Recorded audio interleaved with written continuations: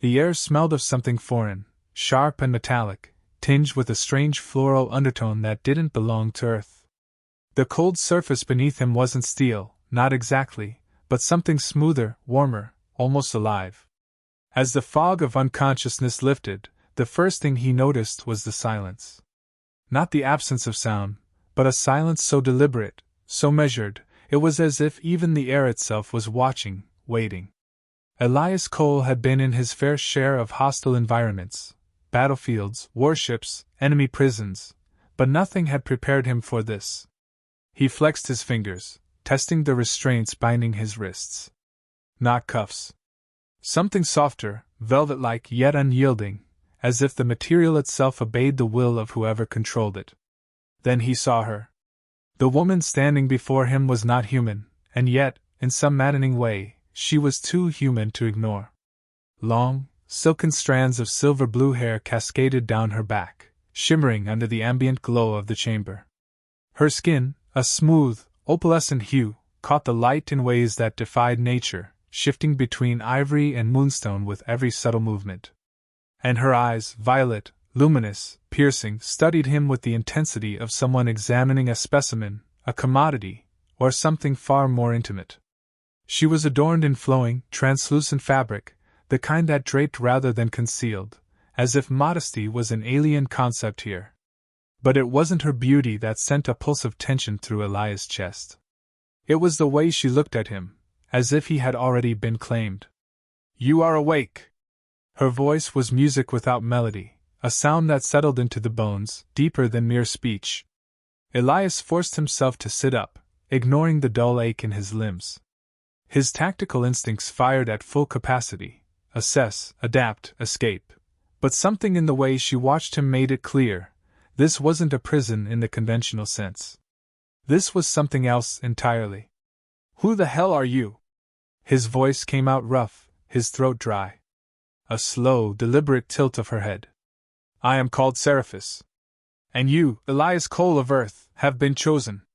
The way she said his name, like it was something fragile, something owned, sent a ripple of unease down his spine. "Chosen for what?" He forced a smirk. "Hope it's not a dinner invitation. I don't eat anything that glows." Her lips parted slightly, not quite a smile, not quite amusement. "You misunderstand. This is not an offering. This is a necessity." Elias rolled his shoulders, testing the restraints again. They didn't budge. "And what exactly is necessary?" A pause. A hesitation. And then she said it. "You will breed me." Silence stretched between them. Elias exhaled, slow and measured. "Come again?" A flicker of irritation crossed her otherwise serene face, as if his disbelief was an inconvenience rather than an obstacle. "Your genetic composition is compatible. Among all species we have encountered, human resilience is unique. Your ability to adapt, to evolve beyond destruction, it is singular. The Zalari bloodline is failing. You are the solution." There it was. No pretense. No euphemisms. Just raw, unfiltered purpose. Elias let out a breathless chuckle, shaking his head. "Lady, I've been kidnapped for a lot of reasons, but this is a first." She stepped closer, the faint scent of something unfamiliar yet intoxicating lingering in the air. Not perfume. Something natural. "This is not a request," she murmured. "It is a selection." His jaw clenched. "You think I'll just roll over and agree to this? Play your pet human stud?" Seraphis remained unreadable. "Your compliance is preferable. But not required." Something inside him twisted at the implications. He'd been in enemy captivity before, but this? This wasn't about imprisonment or war. This was something older, something primal, dressed in the elegance of an empire that had everything, except the one thing they couldn't manufacture: survival. "You can't be serious," Elias muttered. "You're advanced enough to pull me from deep space, but you can't figure out a way to fix your own biology?" A shadow passed through her expression. "Science alone cannot replace evolution. We have tampered too much, engineered too precisely. Our perfection has become our downfall." And what, humans are the cure? Her gaze held his. You are the only species that refuses to die. A beat of silence. Elias hated how those words made his pulse quicken. Not in fear, but in understanding. Because, deep down, she wasn't wrong. Humanity had survived against extinction time and time again, from wars, famines, diseases, even self-destruction. They weren't the strongest. They weren't the smartest. But they endured. He exhaled sharply. You expect me to just go along with this? Seraphis lifted a single hand, and the bindings around his wrists unraveled like silk, vanishing into the air. A show of trust. Or a calculated maneuver. I expect you to understand, she said softly. And in time, I expect you to want this as much as I do. The weight of her words settled between them, charged and unyielding. Elias should have jumped to his feet, should have lunged for the nearest exit. Instead, he found himself watching her a moment too long, searching for cracks in her inhuman poise. Looking for a trace of something real. And for the first time, he saw it. Loneliness. Buried beneath the cold certainty of her words, beneath the commanding presence of an empress who held galaxies under her dominion, was a woman who was terrified. Not of him. Of dying out. The weight of it hit him in a way he wasn't ready for. Seraphis took a slow breath. You have one cycle to decide. Elias finally stood, towering over her, his defiance still intact, but something new lingering in his chest. Not fear. Not hatred. Curiosity. And that was more dangerous than anything else. The chamber was silent, save for the rhythmic pulse of light emanating from the walls, organic, fluid, almost breathing. The air was thick with something unspoken, a tension neither of them had dared to define. Elias sat on the edge of a low, curved seat, his forearms resting on his knees, his body coiled with restlessness and defiance. Across from him, Seraphis stood with the regal stillness of a woman who had never been told no, not by her people, not by her advisors, and certainly not by a human. Yet here he was, daring to challenge her. You have one cycle to decide. Her words from earlier echoed in his mind, but she hadn't left him alone to ponder. She was still watching him. Studying him. It wasn't just need in her gaze, it was expectation. A silent challenge, as if daring him to prove himself worthy of what she had proposed. But Elias wasn't about to roll over and comply. He leaned back, his expression dark with amusement and something more dangerous, curiosity. You really think this is how it works? His voice was calm, measured.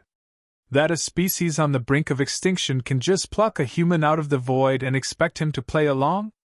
Seraphis's eyes flickered with something unreadable. I think you misunderstand, Elias Cole. Your compliance is convenient, but not required.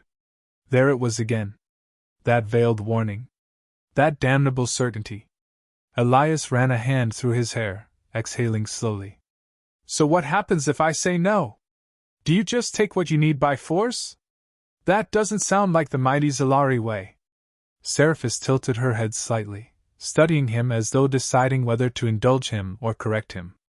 You are a warrior, she said at last. You have killed for your people. You understand that sometimes necessity outweighs morality. That's supposed to scare me? She stepped closer, the soft rustle of her fabric barely audible in the charged air between them. It is meant to make you see reason. He chuckled, shaking his head. Reason? Lady, you abducted me and told me I need to knock you up to save your species. That's not reason. That's insanity. Seraphis was unnervingly calm, her expression unreadable. Do you think I do this lightly? She asked. That I am without consequence for choosing you? Elias frowned. What are you talking about? A flicker of emotion, hesitation, broke through her perfect poise.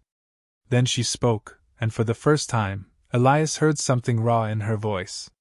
If I fail to produce an heir, I will be executed. The words landed like a gunshot. Elias stared at her, searching for deception, but there was none. For all her power, her beauty, her intimidating presence, Seraphis wasn't just trying to save her people. She was trying to save herself. A slow exhale. You're serious, Elias muttered. Seraphis nodded once. The Zalari do not tolerate weakness. A ruler who cannot continue the bloodline is unnecessary. A moment passed. A shift. Elias rubbed his jaw, eyes narrowing. And your people know you brought me here for this? Seraphis hesitated. Too long. Elias caught it. They don't, do they? She looked away, as if the admission burned. They believe I am seeking alternative means to repair our genome. They do not know I have chosen a human. Why not? Because they would see it as blasphemy.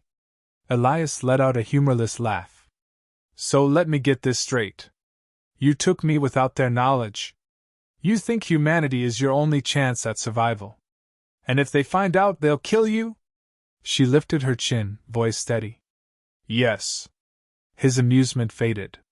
Jesus, he muttered. The reality of her situation sank in. This wasn't just a political maneuver, wasn't just about breeding. This was desperation wrapped in duty, hidden beneath a facade of control.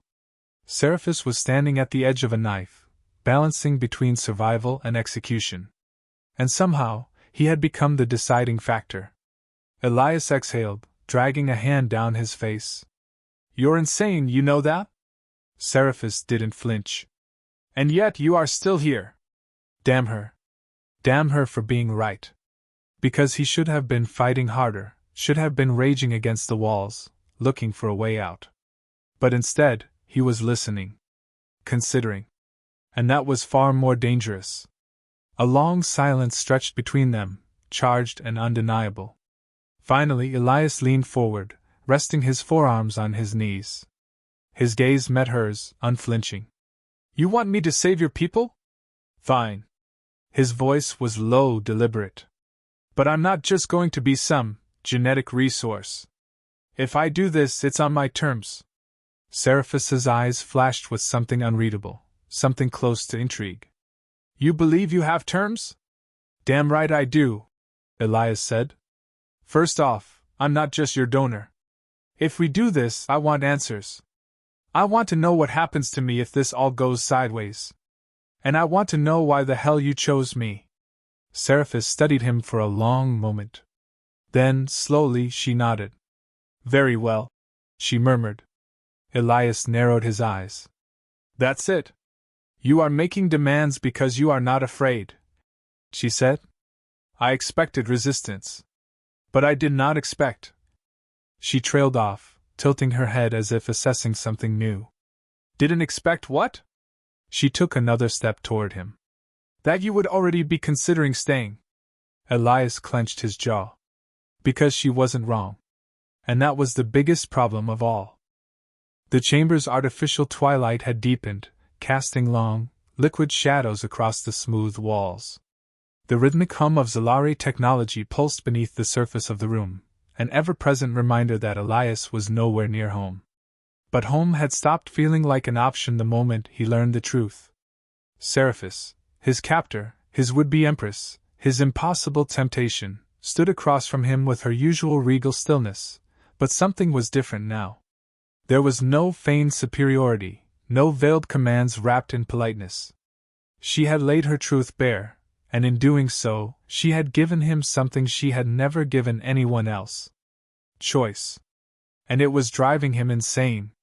Elias raked a hand through his hair, pacing the perimeter of the chamber, a caged predator calculating his next move. So let me get this straight, he muttered, turning sharply toward her. You're asking me to help you defy an empire that doesn't even know I exist? Seraphis inclined her head. That is correct. By doing something that, if discovered, would mean your execution? Another nod. Correct. Elias let out a slow, humorless laugh. Yeah, no pressure at all. Seraphis didn't flinch. If it was merely a matter of pressure, you would have walked away already. She wasn't wrong, and that pissed him off. Because she had given him an out. She could have forced him. Could have commanded her technology to strip his will from the equation entirely. Could have played the cold, pragmatic ruler and simply taken what she needed. But she hadn't. Instead, she had looked him in the eyes and trusted him with the one thing she couldn't afford to lose: her fate. And that was a hell of a lot harder to ignore than any chain or prison cell. Elias exhaled through his nose, tilting his head back. This is insane. Seraphis took a single step forward. Then why are you still here? He clenched his jaw. Because you made it my problem. A long pause stretched between them, charged with something neither of them was ready to name. Seraphis studied him with an expression Elias hadn't seen before, not commanding, not calculating, but something far more dangerous. Hope. And hope was a terrible thing. Because it made people reckless. It made warriors hesitate, made rulers compromise, made men like him start to wonder if maybe, just maybe, there was something here worth fighting for. Elias exhaled sharply and shoved that thought deep down where it couldn't reach him. So, what's the plan, Empress? He asked, voice deliberately gruff. Because if we're doing this, I'm not just walking blind into your people's mess. Seraphis's lips parted slightly, as if she hadn't expected him to agree so soon. But she recovered quickly, her regal mask settling into place like a second skin. We do not have much time, she said. My advisors expect a report on my research within the next 3 cycles. If I do not produce viable results, they will begin to suspect deception. Elias folded his arms. Define viable results. Seraphis held his gaze. Proof of conception. A muscle in his jaw twitched. There it was. He had known it was coming, had known from the moment she first spoke the words. You will breed me. That this was inevitable. But hearing it again now, when it was no longer a demand but a choice, it felt different. And that was the problem. Because Elias wasn't just agreeing to be a solution. He was agreeing to something much larger, messier, and far more dangerous than he had ever anticipated. His gaze flickered to Seraphis, to the way she held herself, so poised, so unreadable, yet undeniably vulnerable beneath it all. She had spent her entire life being untouchable, above weakness, above need. And now, she was standing in front of him, asking for something no war, no strategy, no political alliance had ever been able to provide. Not just survival. A future. Elias hated that he understood her. Hated that part of him wanted to protect her from the very fate she had spent her life avoiding. And that terrified him more than anything. He exhaled slowly, dragging a hand down his face. Damn it, he muttered. Seraphis blinked. Is that your acceptance? Elias let out a breathless laugh. No, that's me realizing I'm already in too deep. Something flickered in her expression, relief, amusement, maybe even something softer, but it vanished just as quickly. I will make the necessary preparations, she said, voice carefully composed. Elias arched a brow. And what exactly does that entail? A controlled environment, she explained. Proper conditions for successful genetic merging. Elias gave her a long look. You mean a bed, don't you? Seraphis didn't blink. Among other things. Jesus Christ. He sighed, pinching the bridge of his nose. I swear to God, I'd better not regret this. Seraphis stepped closer, her violet eyes searching his face. And for the first time, her voice was not commanding. Not regal. Just honest. I will not force you, she said quietly. Not now. Not ever. Elias swallowed. Because this was different now. This was a choice, not an order. And that made all the difference. The chamber fell into silence, thick with unspoken things either of them were ready to name. Then, a faint hum in the air, a warning post from the walls themselves. Seraphis stiffened, her head snapping toward the nearest panel. Elias instinctively followed her gaze, watching as intricate alien symbols flared into existence, their soft glow pulsing with urgency. What the hell is that? He asked, tension creeping into his spine. Seraphis's expression hardened. We have been discovered. Elias's blood ran cold. Well, shit. And just like that, their world fractured. The walls pulsed with warning light, casting eerie streaks of crimson across the chamber. A low, resonant hum filled the space, a signal, a summons, an undeniable confirmation that they were no longer safe. Elias barely had time to process the weight of Seraphis's words before she was already moving. With the grace of someone who had spent a lifetime commanding an empire, she strode toward the nearest control panel, her violet eyes sharpened with focus, no longer clouded by emotion. "We need to leave," she said, her fingers moving swiftly over the glowing interface. Elias pushed off the seat, every instinct screaming at him to be ready. "Who found us?" Seraphis's jaw tightened. "My advisors. Or worse, my enemies."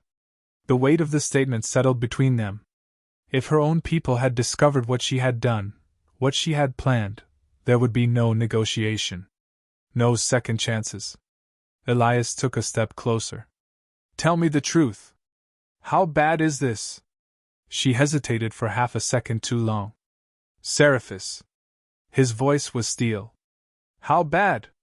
She exhaled, then turned to face him fully. "If they see you, if they confirm what I have done, I will not leave this chamber alive." His stomach twisted. He had expected danger, expected consequences, but not this. Not her execution. A beat of silence passed, an unspoken moment of realization between them. Then, something in Elias snapped into place. He wasn't a strategist. He wasn't a diplomat. He was a soldier. A survivor. And right now, survival meant getting the hell out before the door was kicked in. "Do you have an exit route?" he asked. Seraphis nodded. "There is a secondary passage through the lower corridors. It leads to an external docking station, but—" A shudder rippled through the floor, a deep, mechanical groan reverberating through the structure. Seraphis's gaze snapped upward. "They're breaching the perimeter." Elias didn't waste time. He grabbed her wrist and pulled her forward, guiding her toward the far side of the chamber. "Then let's move." They ran. The corridors were eerily quiet, their footsteps absorbed by the organic walls, but Elias knew better than to mistake silence for safety. He had been on too many battlefields, too many warships, to believe the enemy wasn't already moving to cut them off. Seraphis led the way, her posture rigid with tension, her every step precise. But Elias saw something else in the way she moved, fear buried beneath discipline. She wasn't afraid for herself. She was afraid for him. Damn it! Elias clenched his jaw, shoving that thought away as they reached a junction where the passage split into 3 directions. Seraphis stopped, her fingers flying over a hidden panel embedded in the wall. A second later, a portion of the floor shifted, revealing a spiraling descent into darkness. "This way," she said, stepping forward. Elias hesitated, glancing back the way they came. Still silent. Too silent. His gut twisted. They were being herded. "Seraphis, wait!" A deafening blast rocked the corridor. The explosion threw him sideways, the concussive force slamming into his ribs. Heat licked at his skin as debris rained down, filling the passage with thick, acrid smoke. Pain flared through his side, but he forced himself upright, coughing, eyes darting toward where Seraphis had fallen. She was already pushing herself up, her hair streaked with dust, her elegant robes torn but her expression unyielding. Elias staggered to her, grabbing her arm. "You good?" She nodded once, but her gaze flickered past him. He turned. And froze. 5 figures emerged through the smoke, tall, imposing, clad in the ceremonial armor of the Zalari elite. Their helms obscured their faces, but Elias could feel their intent, their certainty. This wasn't a negotiation. This was a sentence. One of the figures stepped forward. Their voice came through a vocal modulator, smooth and unreadable. "Empress, you will come with us now." Seraphis held her ground. "Stand aside." The command in her voice was absolute, but Elias could see it, the hesitation in their stance, the weight of their duty against their loyalty. Asterisk asterisk. Elias exhaled slowly. They were buying time. Which meant they weren't going to kill her immediately. Just him. His pulse hammered, adrenaline surging through his veins. He had one shot at this. He leaned slightly toward Seraphis, voice low. Tell me there's a way out. Her fingers curled at her sides. There is one. Elias smirked. Good. Then, before she could stop him, he stepped forward. The Zalari guards tensed. Elias lifted his hands in mock surrender. All right. Let's not do anything drastic. One of the guards turned toward him. You do not speak for the Empress, human. Elias grinned. Yeah? That's funny, 'cause I don't see anyone else standing between you and her. A flicker of movement, Seraphis, stiffening behind him. Understanding what he was about to do. Elias, don't. Too late. He moved. Faster than they expected. A sharp pivot, a feint, then his fist connected with the nearest guard's visor, shattering the modulator in a single blow. The alien staggered, and in the chaos, Elias ripped the weapon from his belt, flipping it in his grip before firing a single, precise shot. The corridor erupted into movement.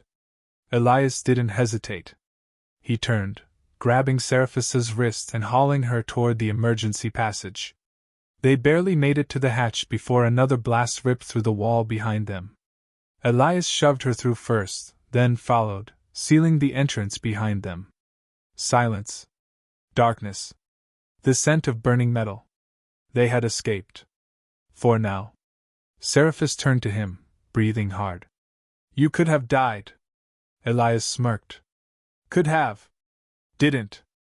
A pause. Then, unexpectedly, she stepped closer. There was something raw in her expression, something she had been holding back for too long. And before Elias could think, she was kissing him. It wasn't soft.